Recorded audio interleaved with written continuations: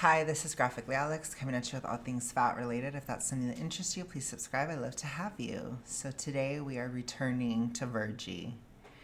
I'm returning to this podcast. Happy New Year, you all. Just so you guys know, I am doing the daily January content. So I did post a video yesterday, but I think it's a little bit, it doesn't show up in algorithms. In case you missed it, in case you were interested in it, it was about winter bloating and defining midsize. Basically, that's what that video is about. Just kind of a quick one. But anyways, I know today we're in the second, and so a lot of people are like, oh crap, I have to get back to basics today.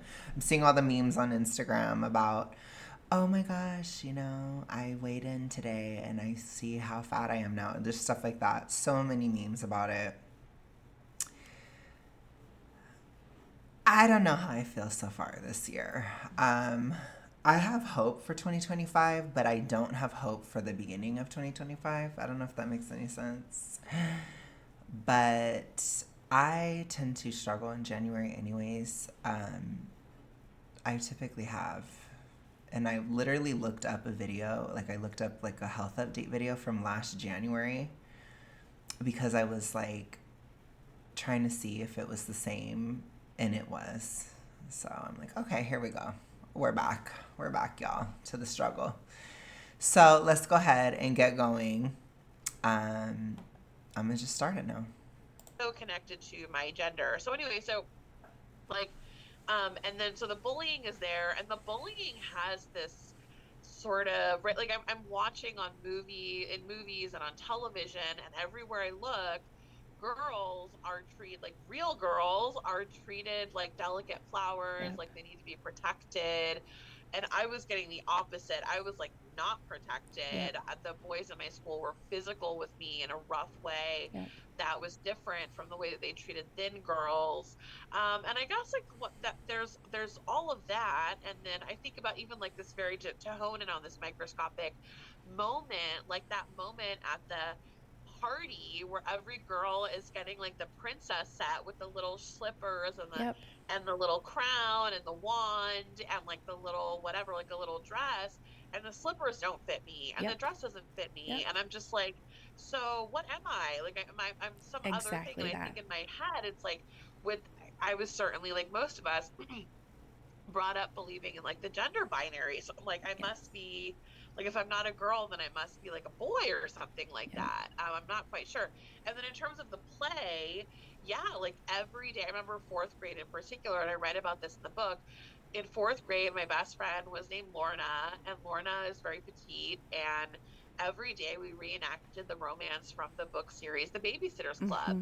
And every day I wanted to be Mm. able to play Marianne. So the Yes. two characters are Marianne and Logan. I've seen her talk about this a lot. So she really attaches fatness to gender in a way that I don't.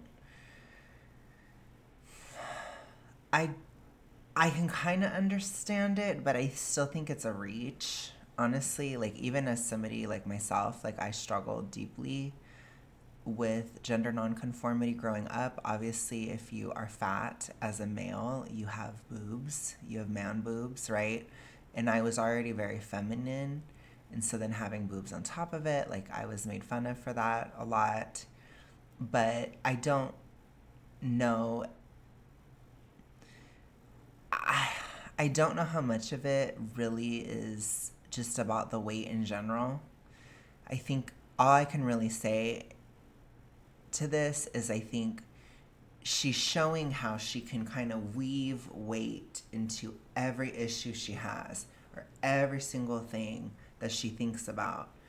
And I don't think that that's healthy to do, because sometimes it's the same criticism I have for the Jubilee videos and these types of things. When we kind of talk about everything at once, we can sometimes talk about nothing. And I feel like that's what's happening in this podcast. I feel like she's not really saying anything because it's all these other issues, at least at this segment of it, because you can't always deal with every issue without separating the issues. So I don't, I just don't think it's healthy. That's all. I just don't. I don't think it's productive. I don't think it's healthy. I don't think it's a useful, like, even, this is going to sound harsh, but even how much she is brooding about her childhood with these types of things, which the bullying and stuff, I get it. Talk about it, sure, but we also do have to heal. As far as I'm aware of, Virgie is deep in her 30s, at least, and this is, the stuff she's talking about is probably 20 years plus. That's a long time to hold on to that. I have talked about my past on this channel, but I don't talk about it all the time, especially not 20 years ago. That's a long time. It's like I think we need to start normalizing moving on with our lives in one way or another, dealing with it however you need to deal with it. But if you hold on to these types of things, especially when you're holding on to it in regard to your weight, it's just making it harder for you to lose the weight, because you're creating like a whole mental story around it. You're creating a whole narrative around it, and you're constantly reinforcing that narrative. And it makes it very difficult to change. And that's all I see her doing. She's making it basically impossible for her to lose weight on a mental level, because she'd have to let go of these stories, or she'd have to start actually separating some of these issues she has with gender from her issues of weight. I've done a lot of that post recovery, and even during recovery. Like, I honestly, I dealt with a lot of my gender issues at least 10 years ago. Maybe I wasn't all there with my weight, and I was still kind of in the toxic ritualistic 10 years ago, but around 2015, I got over everything else. And I kind of moved on with my life. And I just don't know if Virgie has ever done that. But regardless, it's never too late, right? We have to grow up. We have to heal. We have to let go of things. Everybody goes through things. And you just move on, I think for me, in terms of my gender nonconformity, once I accepted it, then it didn't really matter anymore, because nobody really cared as much as I did. I was the one that was agonizing over it. Nobody else really agonized over it. They're just like, oh, that's weird, or oh, that's different, but okay, whatever. And I would just kind of move on, and people would just move on. And I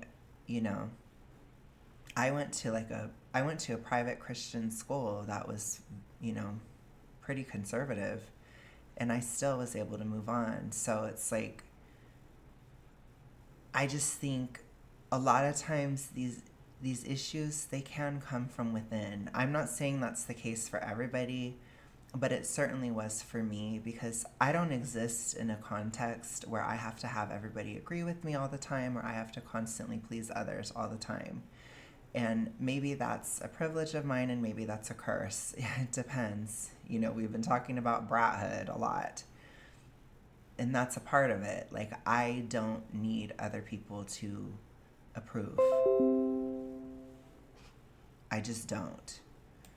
And like I said, I've gotten a lot of crap for it from all types of different people, all across different aisles, all across the board. But I just show up, and I don't care. And I know that that's, me. I know that that isn't everybody. I get that. But I'm just saying, if it does apply to you, and these issues are coming from within, you have to deal with that first. You have to. Because otherwise, it doesn't matter how much other people approve of you. It doesn't matter how much people don't care about certain things, including weight. You're still going to care about it. And you have to live with yourself all the time, and you have to deal with yourself all the time. And once I stopped caring, then if people did care, it just didn't matter that much because there's so many people that don't. And so it was just like, okay, whatever, and I just moved on. So I think it was definitely a part of my recovery, as it was definitely one of my triggers in terms of my E followed by the letter D. But again, dealing with those issues allowed me to start to deal with other issues and other triggers. And I will always suggest that we always deal with the triggers. That's part of getting out of it, especially when it's severe, which in Virgie's case, I would say, in my opinion, it is severe. So there's probably a lot of layers there that are keeping her there. And you have to kind of take each layer one by one, regardless of what it is, because it's not worth it to hold on to these issues, to stay triggered in that disorder so that you can't even live a life anymore anyways. For what?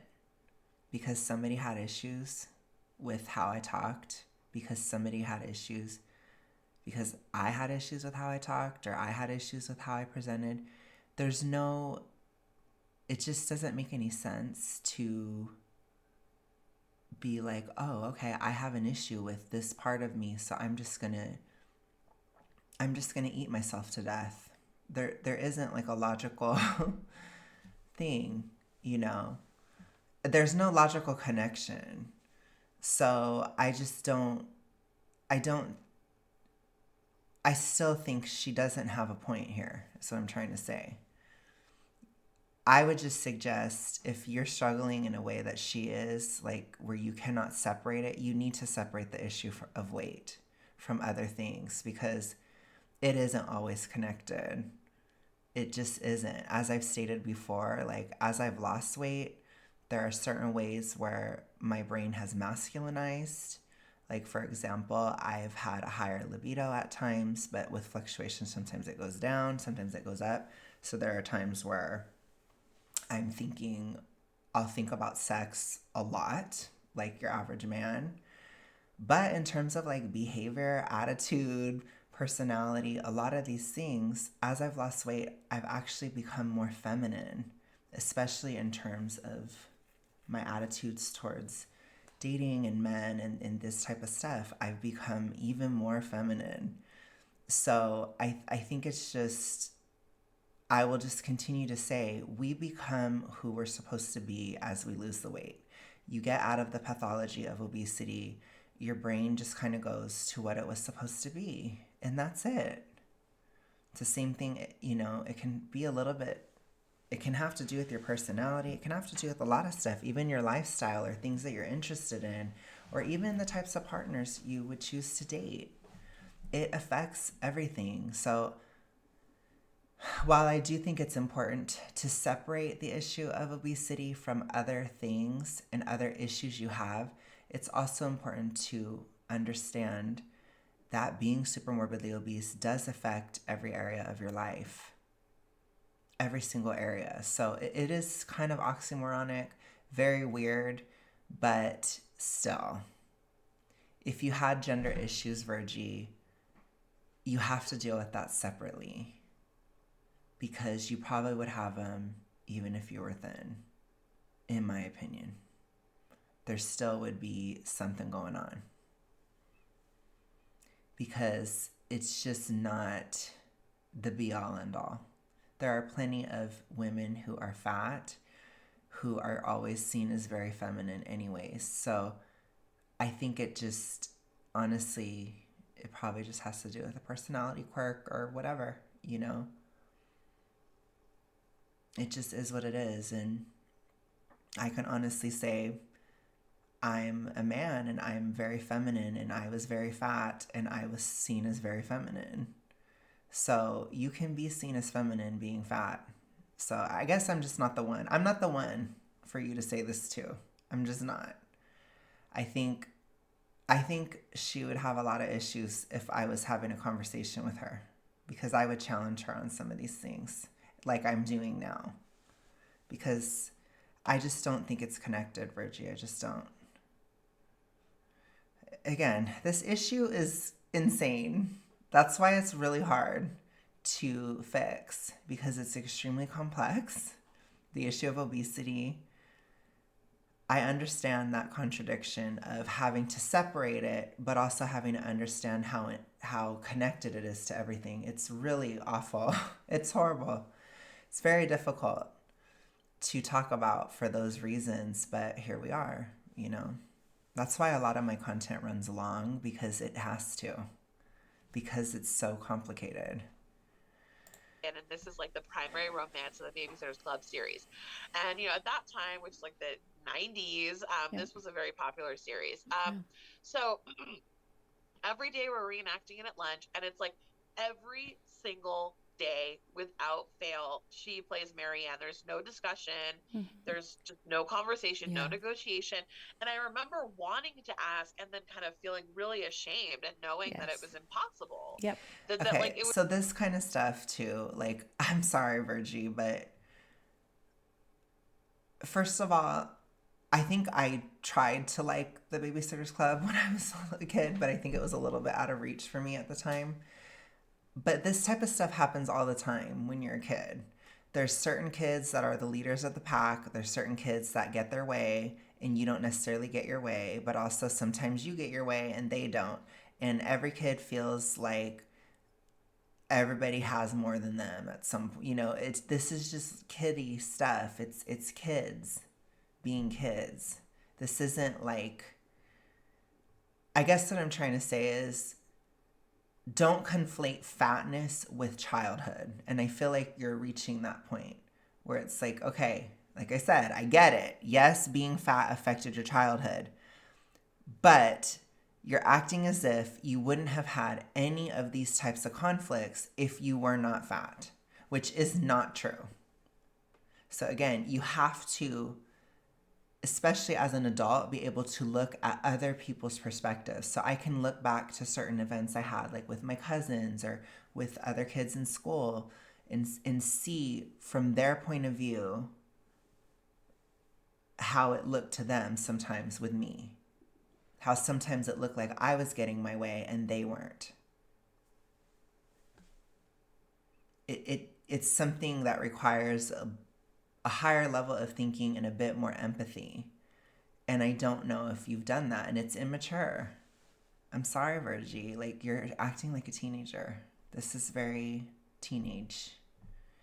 And there's nothing wrong with being a teenager, but you're not one anymore. And that's the problem. I'm just saying, and I get it. You know, I can be immature in some ways too, but when we're dealing with serious issues like this, we have to try to grow up. We really have to. Like, this issue is life and death. So I'm just saying. It would be ridiculous to ask my best the audacity to ask, right? Like the audacity to, how dare you? Yes, Totally. And I lived this life and I thought I was the only person until you literally put it in black and white. And I was like, I didn't realize that there was more of us out here like this. Yeah. I don't know. And I think you might find that there are a lot of thin people that have also been through things too. I mean, I'm just saying, I am finding this interesting in this podcast, how they don't appropriately allocate how obesity affected their life. So I do wonder if that's part of it too, if it's like you cloud the way that it's affecting you, almost to keep you in it. You have to remember, a lot of times when people are in this disorder, their biggest concern is to never stop. That's the biggest desire, is to never stop it.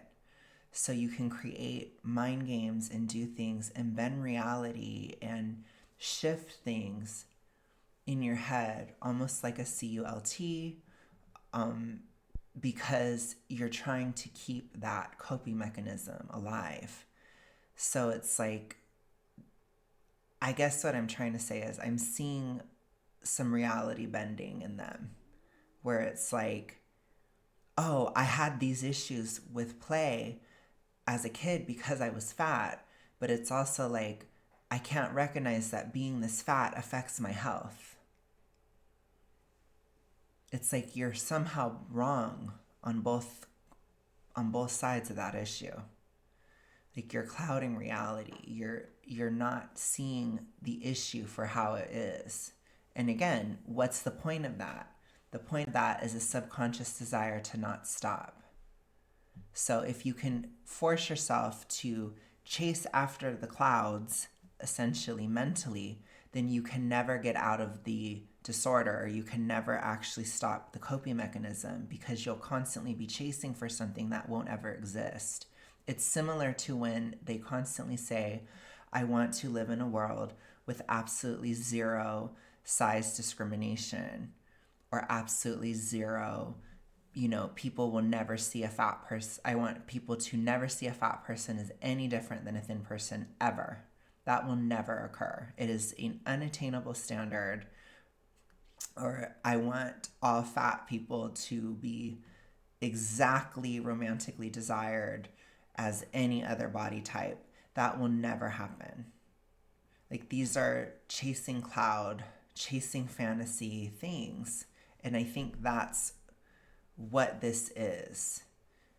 And I can't think right now of ways that I did this when I was in the disorder, but I'm sure there was. I think for me, it was a lot of like denial of caloric realism.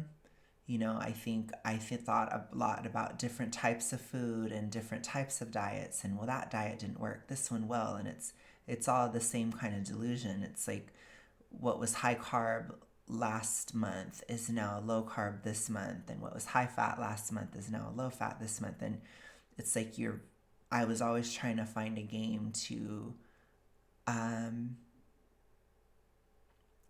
was always trying to find a way to have this thing of like, I can still binge and lose weight if I only eat this certain type of food, which I also think is really common. I think that's why you see a lot of fat acceptance vegans, for example. That is using the vegan diet as a way to gaslight yourself into thinking you can eat as much as you like and you'll be okay. It's that same kind of delusion, but they kind of take it and they make it more about these social dynamics, which I see a lot. And sometimes people carry these social dynamic issues to life after weight loss too, which I do want to talk about that this year as well, because we have to let go of these mindsets.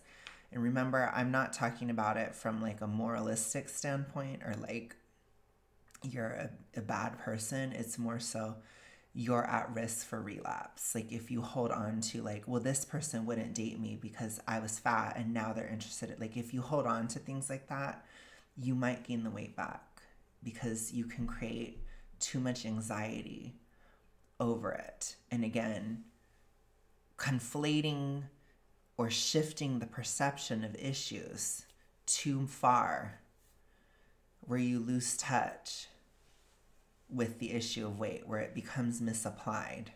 Remember, primarily the biggest issue with obesity is our health. It is our health. It affects our hormones. It puts us at risk for cancers. It puts us at risk for fatty liver, diabetes, a lot of stuff.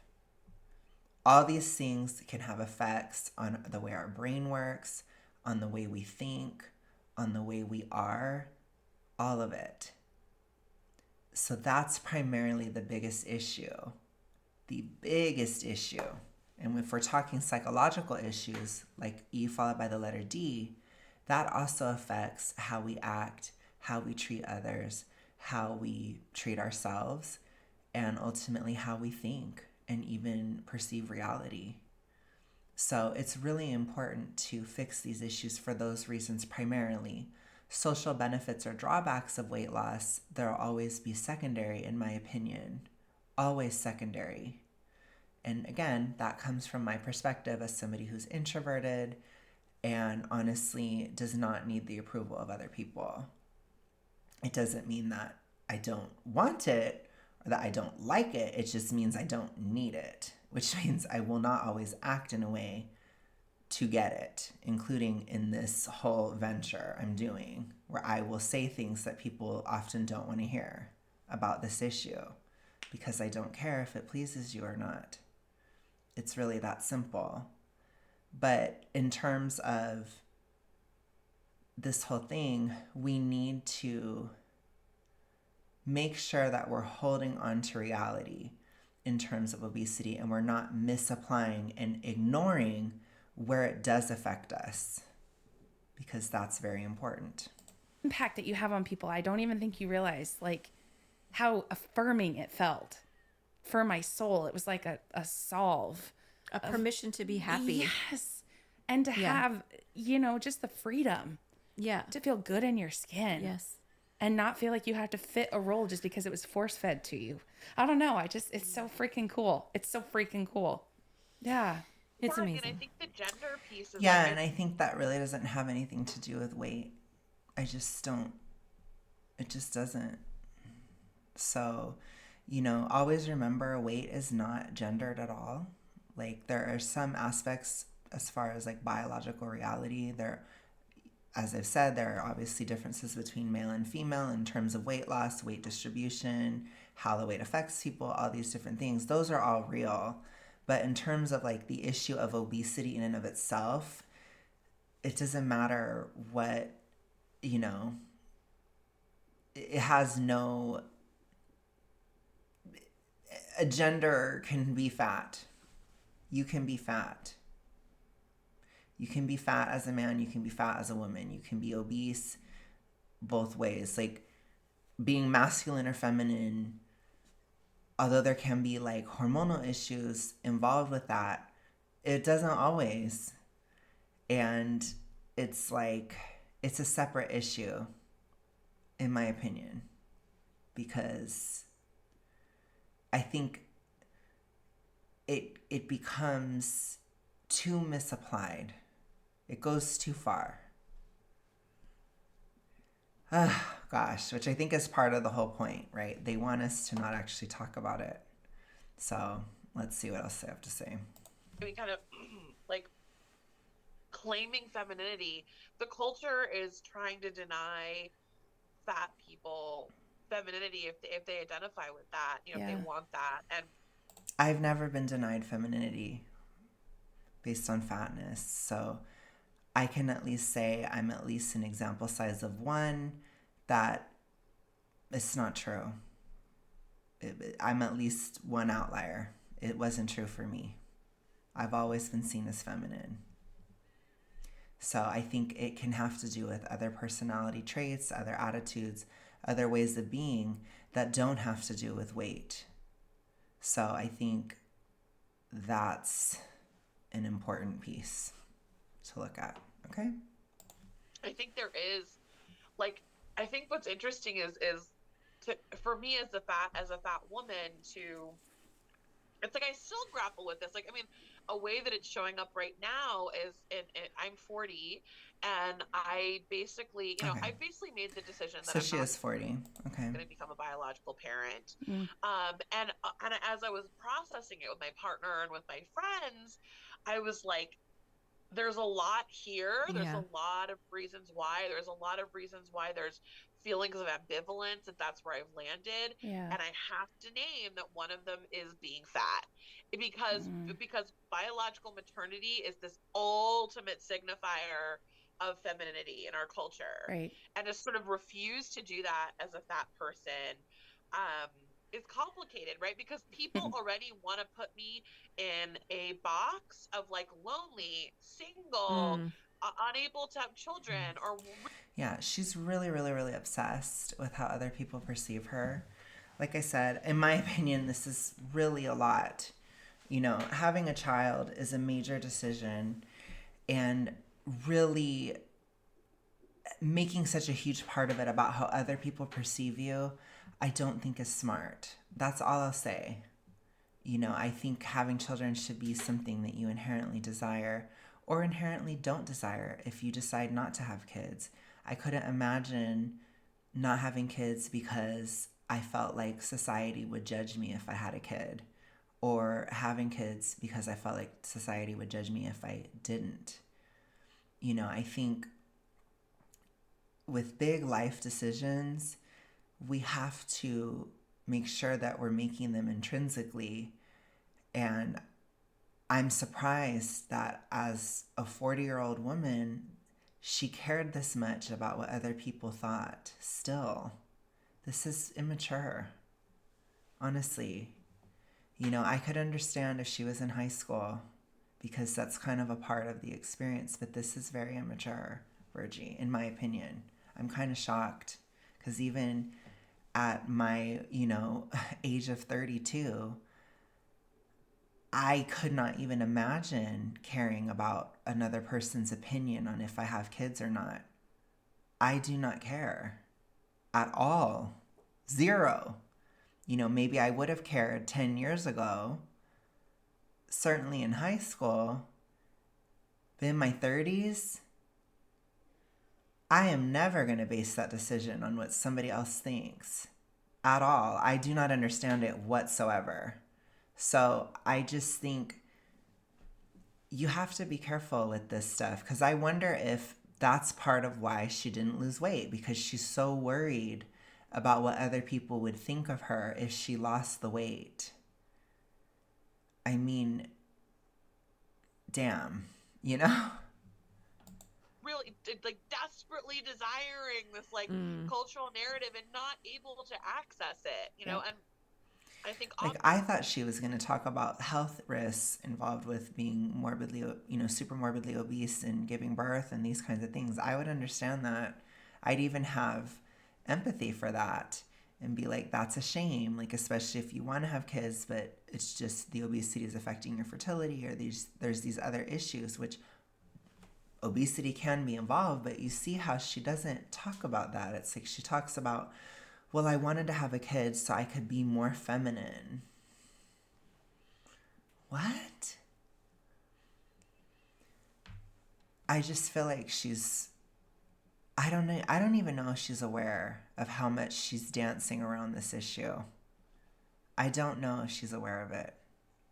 obviously there are lots of people for whom biological parenting is not accessible or desirable for many reasons. But when you're a fat woman, the reason is because you have failed in some way yet again. Absolutely. And Right. so to kind of like step away from that gendered expectation and say, like, Okay, this I'm is sorry. I have to call total BS. I think fatness being a major factor of a decision, like, there are so many fat people who have kids, there are so many fat people who don't have kids. Like, I really think this, I think, would be the toxic ritualistic piece of overly identifying with fatness, and she's really feeling that fat women are a monolith here, which is not true. You will find fat women of all different political, social, religious views, all different walks of life, all different ages, all different opinions. There's no correlation. I try to say that a lot on this channel. There is no correlation between weight and belief. So this is your thing, Virgie. Like, stop putting that on all fat people. That doesn't make sense. It doesn't make any sense. this is my choice, this is my body yet again. And so but the gender piece of it was a pain point for me, and I was like, wow, it's still there. I mean, I've worked through a lot of stuff, I've reclaimed a lot of my space, the like feminine space that feels like it's mine to claim, but it's that it's still a pain point sometimes. Yeah. Yeah, very much no. Yeah. Very much no. I'm also single, and so I refuse to ask for help from people. And so, like, I have the tools and the toolkit, and I know how to hang really heavy stuff. And, like, so the things. Yeah, I think it's important to understand, too, like, fatness and singlehood. I don't know if it's 100% correlated, There's a lot of fat people who are not single. There's a lot of fat people who are single. I think it just really depends. And so I'm just not seeing the connection here. And it's okay for them to talk about like their life or their personalities or whatever. Of course, that's fine. But to connect it so fiercely to being fat or to being a fat woman, I think that this would fall on deaf ears for a lot of people. That's all I'm trying to say. I don't think this resonates with a lot of fat women or just fat people in general. I don't think that weight plays a role in these decisions or in gender expression in the way that they are acting like it does. That's all. That's all I'm trying to say. That bring me joy. Sometimes I still question because of that very exact pain point of it's you can't have both. And in reality, we can have whatever the fuck we want to have. Or we can decide that we don't want that. Yeah. I mean, I'm 45, single, no kids, and very, very happy that, I mean, that's kind of like a destination, right? It's a journey and a destination of like, maybe at 35, I kind of wanted to, but as I'm older, I'm so grateful that I don't have children. I didn't want children. Grateful. I get to do so much more. And so I mean, you know, obviously I'm not plus size, I'm not fat, and I identified with every single thing that you just said other than like yeah, I just don't think it's connected. I think it's a very forced connection, but like I said, let's look at it from a broader scale and see how people misapply obesity. But remember, it's to keep you in the disorder. So if you're constantly misapplying it, then you can chase the sun, you can chase the clouds forever, and it never has to stop.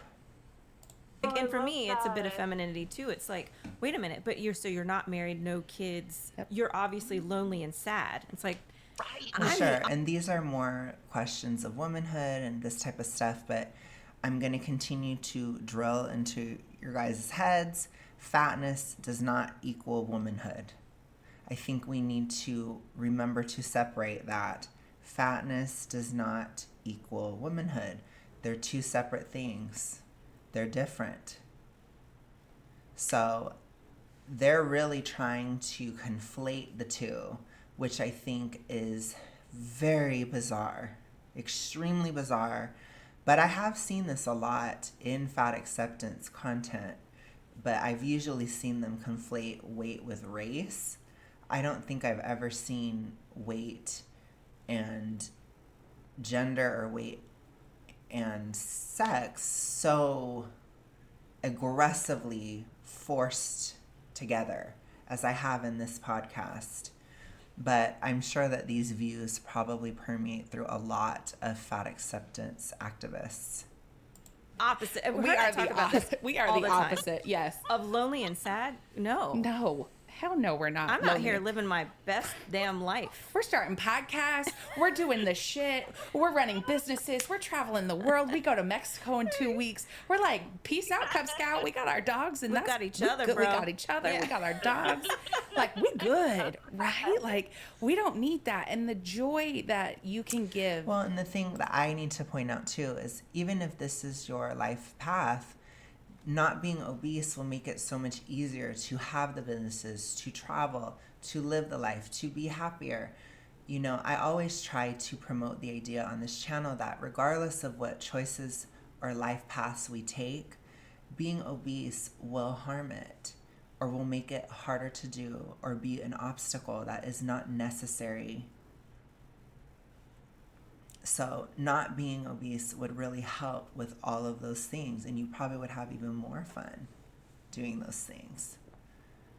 And I think I try to say that all the time. Being fat will affect your goals regardless of what those goals are, because it's just harder. And remember, it's quite literally a burden we do not have to carry. We don't have to do it. To yourself. Yeah. When you let go of the stereotypical, this is what society told me I should be, this is the box I check, and go, I don't have a box. I have a flat pizza that's painted purple and yellow. I can put whatever that I toppings dance on it I want. You know? I think that can work for life decisions and life choices, that are a lot more subjective or, rooted in just personal preferences and things like that. But when it comes to the biological reality of obesity being an issue, it doesn't really matter how we feel about it. That's not going to change. It just doesn't. One of you guys in my comments, you described obesity as the great equalizer. It's very true. It doesn't matter who you are, what you want. Being obese will make it harder to achieve. And it is not necessary. It ain't necessary. Like, I'm just like, yeah. And giving permission, like, as a boudoir photographer, giving that permission to people where they come in and they're like, I know boudoir is supposed to be X. And I'm like, boudoir is whatever the fuck you want it to be. Do you want to do, like, let's play that line. Let's flirt that line. Let's do, Allie is a great example. I have a client who I've shot like 7 times, and sometimes she wants to put something really, really lacy and pretty and delicate on her body, but then pose in a very like dominant way and playing with the gender norms of like. It's so interesting too how they can't see that, you can make this whatever you want, you can make that whatever you want, you can choose whatever life you want, but they can't acknowledge that you can lose the weight, that you can choose to lose the weight. So it's very interesting to see.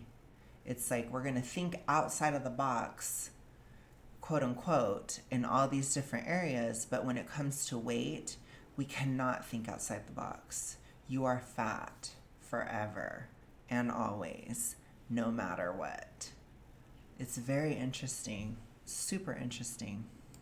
Okay, I'm told I look like this, so I should pose like this. And she's like, no, absolutely not. Let's play this fine line. And I think that's so cool when people have given themselves the permission to do that. Yeah. I think it's beautiful. Yeah. I think it's super beautiful. Yeah. So. And I think, and I put this review on Amazon because when I went to Amazon, I was pissed off at like 4 people who gave you a review. And I think, if you see a book, if people who look like me see a book that says you have the right to remain fat, we're going to think this isn't for us. And quite frankly, I think it's the opposite. I think every fucking person on the planet should listen to my that. review for you was, I'm a thin, cis, white female. We may have to look at that book. I am a person on the planet, so. Oh my goodness. And this book was eye-opening. Bravo. Because it's like you put into words so many I'm sure it's pretty wild. Beautiful things. And so, but this is my job, right? Man down. I mean, I show up into a room and they're like, oh, you're the one that made Hickey? You're the one that made for Skin Pulse? And I'm like, yes. It's me. It's me. It's me. Because I'm a huge ally. Yeah.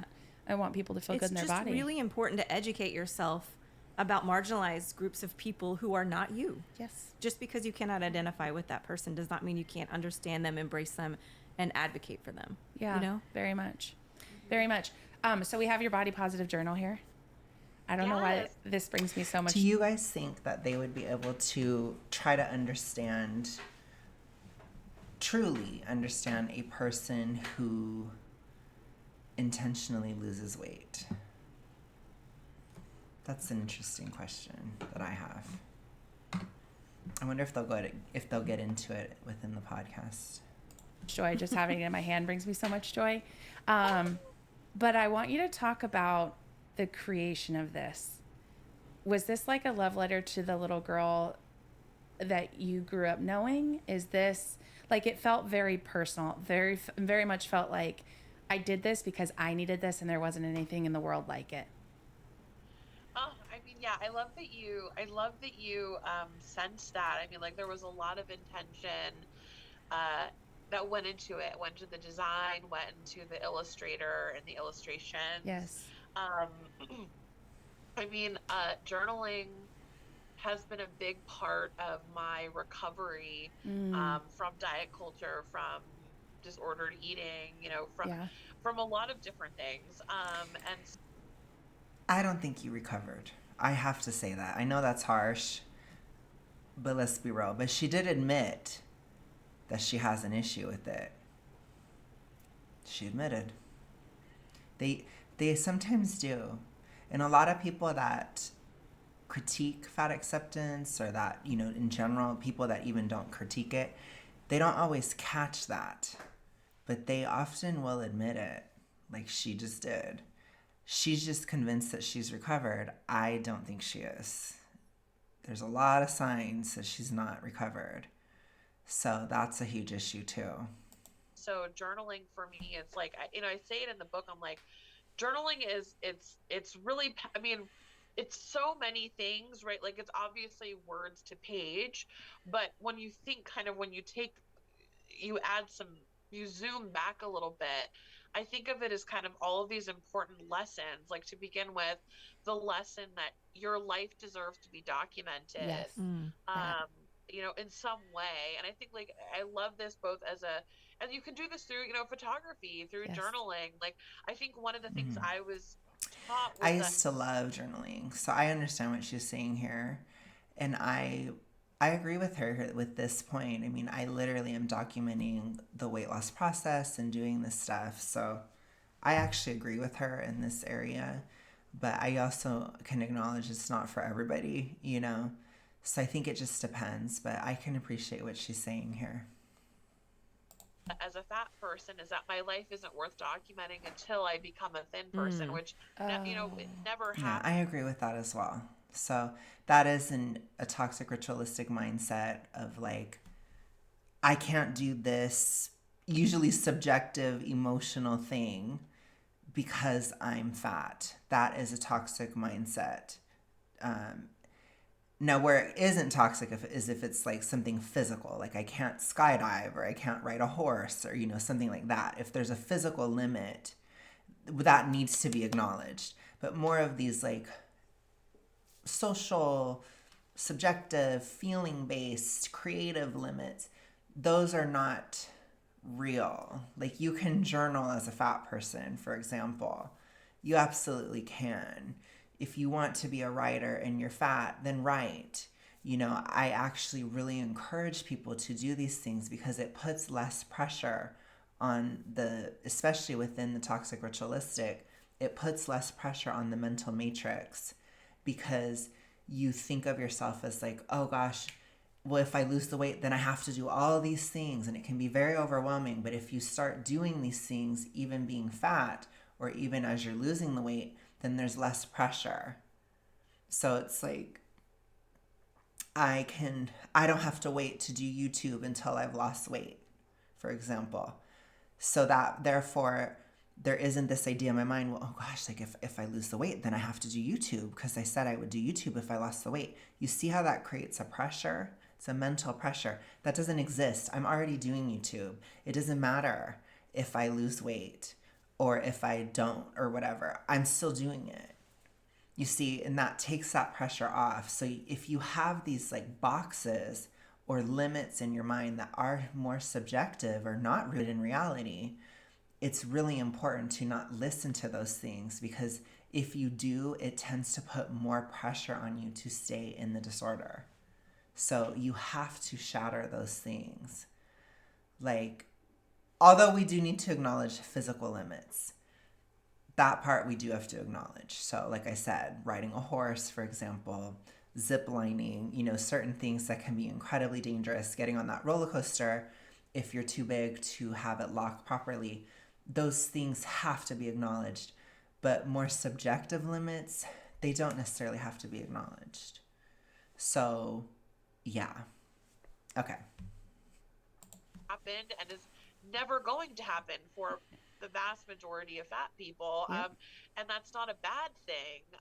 And so I think, you know, this self-erasure that I participated in, always opting out of photos, Absolutely. never writing about what I was going through. So where like you can see where she didn't completely recover there, as I believe she just said, most fat people will never lose the weight.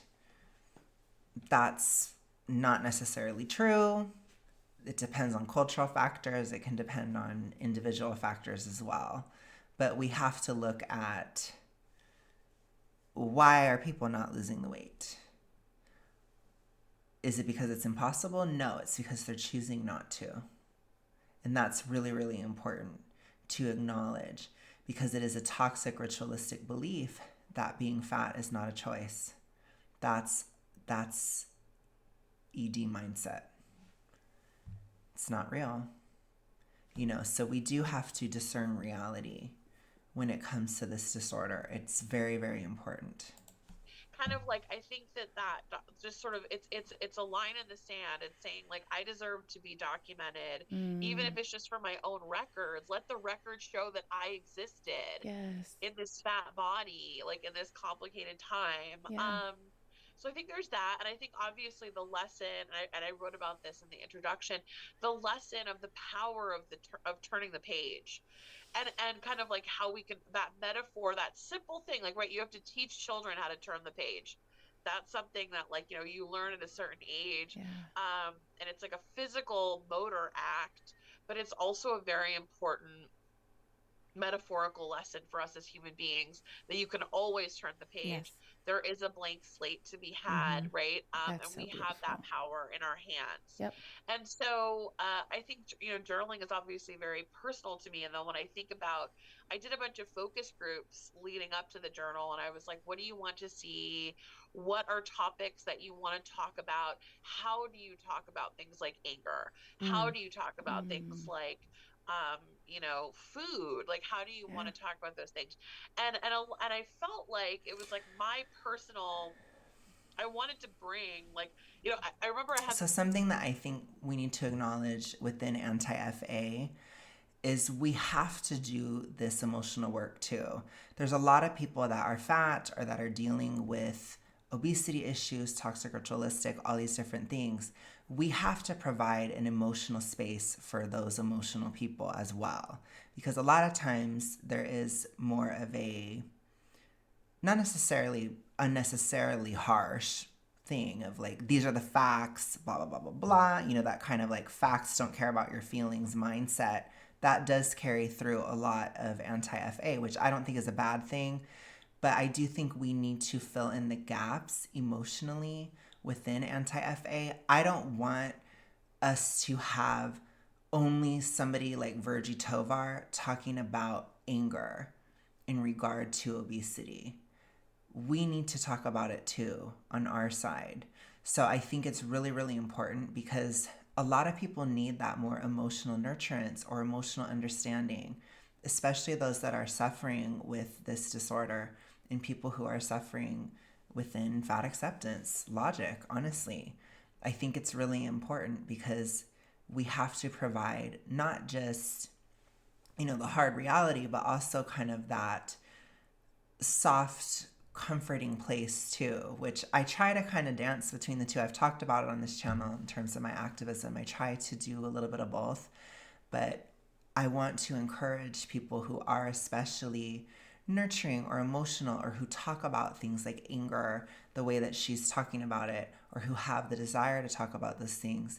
Maybe consider doing anti-FA if you're inspired, because we need those types of voices too.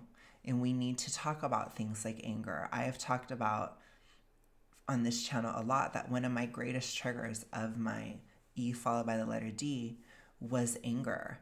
I didn't know how to deal with anger. And honestly, I think a lot of it had to do with being feminine, being extremely feminine. I think it's hard sometimes to deal with anger or rage, because I still have kind of a feminine rage. Which I'm a weird person, so I'm just kind of in between all over the place, in terms of me. But the way that I'm angry, it's more feminine. So I struggled with that. I'm not physically aggressive. I'm verbally aggressive. I'm not, I've struggled with being a gossip or these types of things. Like, I've had a lot of issues with that in the past. So it's like that kind of stuff, I had to find a way to accept my anger, probably in a way more similar to a lot of women having to accept their anger and processing it and expressing it in a more healthy way. And I do think that there is a cultural gap there, I will say, and that's difficult, because within the toxic ritualistic, or within E followed by the letter D, we are often sublimating these natural feelings, desires, these types of things into the disorder as well. That can also happen. So it's really, really important that we learn how to do all this without the disorder. We learn how to be a whole integrated person. All of that is extremely important. So all I'm saying is I want to make sure that there are people in anti-FA or pro-weight loss or whatever, pro-health, I don't know what you want to call it, whatever. I want to make sure or encourage people who have the desire to talk about these emotional things that they would do so, because I think it's really, really important. And I'm not for everybody, and that's okay. But I'm just saying I think we need to encourage some more emotional or nurturing people to be a part of this, even though they have demonized it so much, which is frustrating, which I'm always like, because they've made anti-FA impolite, and I don't like that. I don't think anti-FA is impolite. I think it's perfectly polite, because it's perfectly good to encourage and help people get out of these issues of obesity, toxic ritualistic, et cetera, and get to the root of the issues. I think that that's perfectly okay. So, yeah. I don't want it to be just Virgie. I don't. This conversation with my editor, and I was like, I've never made a journal before. What are your words of advice as I embark on this journey? Yeah. She was like, remember that this is someone's sacred space. Oh, that's so good. And it was like, that became my North Star. I was like, okay, there is not a single reference to me in the book. There's no I in that. There's no I in the book. And so I was like, how can I like be in service to someone's sacred space and creating a sacred space? And I think where the style really shows up was like, the illustrator style and palette are very similar to mine. It's like very vibrant colors, very like sweet, joyful images of people doing things that matter to them. And specifically, I love what you said that it brought you joy, because I was like, I want someone to see this book and to this journal, and even if they're not ready to write in it, just to see it on their bedstand or in their library, and for it to bring joy. Yep. That was a big goal, was like, and specifically for people who are going through recovery from disordered eating or from diet culture or fat phobia or all of those things. I wanted it to feel like a world that I had built for them to come and play and have meaningful realizations within, right? Yes. Keeping joy and levity, like reminding us that, like, that there's this beautiful, like, pink beach, right, that we can all occupy. All, I mean, even like draw the plants and like take the trash out, and that kind of stuff to me hits so hard, because like, what do you need in order to grow? Are you kidding me? Nobody's ever asked me that. Like, are you serious? I just, like, I picked it up and I was like, oh, okay. There is a world in here. This can be my own sacred world. This can be my own. And I'm really getting into manifestation and like energy and the things like that, and letting go of the stuff that doesn't serve me anymore. And this gives you the permission to do that in a very safe. Okay, well, take that permission and lose the weight. Obesity is not serving you. Sorry, I'm going to be the one to point it out. Manifest the weight loss. Fun and engaging and empowering way. And I don't know, it just brings me so much joy. It's unlike any journal I've ever seen. Yeah, me for too. Sure. I mean, we're saying all these wonderful things, but we mean it, because this is the literal reason why we started the podcast. It's the reason why I made the deodorant lotion. It's the reason why you're a boudoir photographer. It's the reason. It would be so funny if that's a journal or whatever. It would be funny if I took that and like did it on the channel. Maybe I will. That might be fun. Let me know what you guys think about that. why we had you on the show. And Why you're here. It's all the we like begged I wouldn't even know what to say. What do you need to grow? I wouldn't even know what to say to that. It's interesting. on the show. Like, yeah. Please. It's You're like, our North Star. yeah, we really want you to you come because are you're the like reason. the reason, the absolute Why we're reason. doing all of this. So Oh, it's very It's lovely. we don't mean to fangirl. Like that's No, not what but this I mean, this podcast's is- about. But the work is that our you purpose. do is very Aligned. important and so in line with both of our things. And we talk about this all the time. Like when Hickey, 2 years ago, the principles, right? I get on this board with you and it's like we have this awesome product and it works and all the things, and it's just so much more than a product. Yeah. It's a movement. You're part of something. You're creating a safe and empowered space for people to just be. And it's so important that message is in the world because you do it so unapologetically. And it's like, who cares what the haters say? I'm Yeah. here because I want to be here and I'm choosing to Gosh, I feel like we're really drifting from the weight discussion. I'm like, whoa, I'm not even sure what she's talking about anymore. Wow, I'm going to let them finish this tangent and then we might call this one. show up for people that most times don't get showed up for. I mean, when you got on the call and you're like, yeah, I put Hickey all over and it made me want to go to bathing suit season. I'm like, that's it. That's it. That's the thing. That's the move. Love That's it. what we want. So you do trips too. So, Yeah, talk to us about yeah, that. I want to hear about your trips. You just got back from one, I Yeah. think. Well, Okay, we'll cover her trips next time. But all right, you guys, let me know what you think as always. And I think I'm going to be okay this year. I'm trying to be better than I was last year or the year before. I think that's how we all should be, I guess. I